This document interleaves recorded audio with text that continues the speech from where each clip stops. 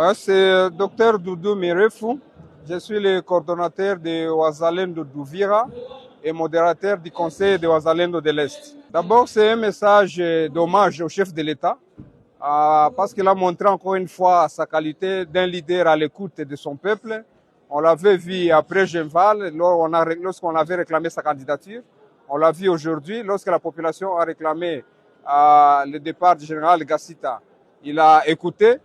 Et là, nous sommes là pour les rassurer que voilà, les Ouazalendo sont au service de la patrie, toujours loyaux au chef de l'État, à son gouvernement et à la nation, comme on l'a été lorsque Ouvira voulait tomber, mais que nous avons tenu bon.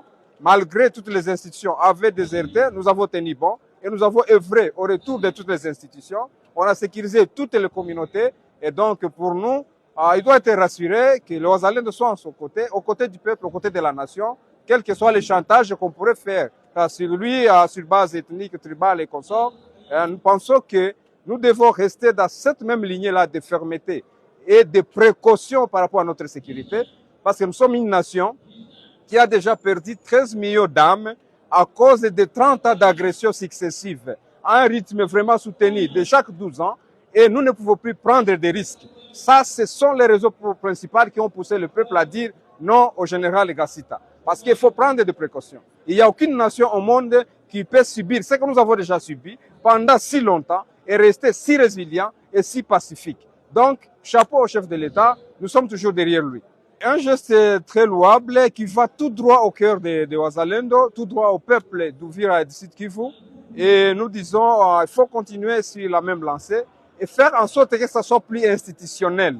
Par exemple, si on avait déjà une loi rectificative du budget qui pouvait tenir compte des besoins et des opérations que l'Ouazalendo mène, ça pourrait nous amener un peu plus loin, un peu plus rapidement. Et si on avait déjà des dispositions qui nous permettent de récupérer, de libérer les zones occupées, et là, il nous faut une logistique. Ça serait encore plus important. Mais pour le moment, un geste vraiment louable, ça va tout droit au cœur. Merci beaucoup au VPM. Écoutez, dans chaque société humaine, il y a diversion des idées de pensée parce que la liberté d'opinion, d'expression est dans notre constitution. Il peut y avoir aussi des incidents en présence de telles choses. Mais dans notre idéal, dans notre combat, les Ouazalendo ont toujours été unis. Ce que nous demandons, c'est que les politiciens qui essaient de tirer les ficelles par-ci par-là arrêtent ce genre de pratiques. C'est là qui, sur base tribale, essaient d'instrumentaliser certains Ouazalendo, qu'ils arrêtent ces pratiques. Laissez ces enfants combattre pour la patrie. Ce sont maintenant des militaires, ils sont dans la rade, ils sont régis par une loi. La discipline est la mère de toute armée et évoluons ensemble. Bon, voilà. Déjà, les Ouazalendo sont ici de la population, comme tous les autres institutions d'ailleurs. Mais nous disons que à la population de ne pas se lasser. Nous devons, nous les Ouazalendo, nous supposons que nous devons avoir 10 ans de mobilisation. Nous avons 30 ans d'agressions successives.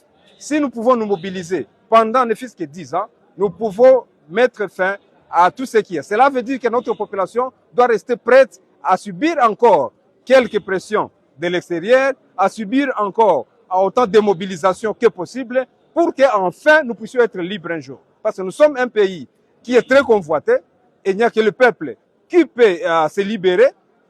Et bien, si on lasse un peu, si on lâche dans notre résistance, ça ne peut pas marcher parce que les convoiteurs vont continuer. Et quand vous avez un champ, il faut avoir un chien méchant pour les garder.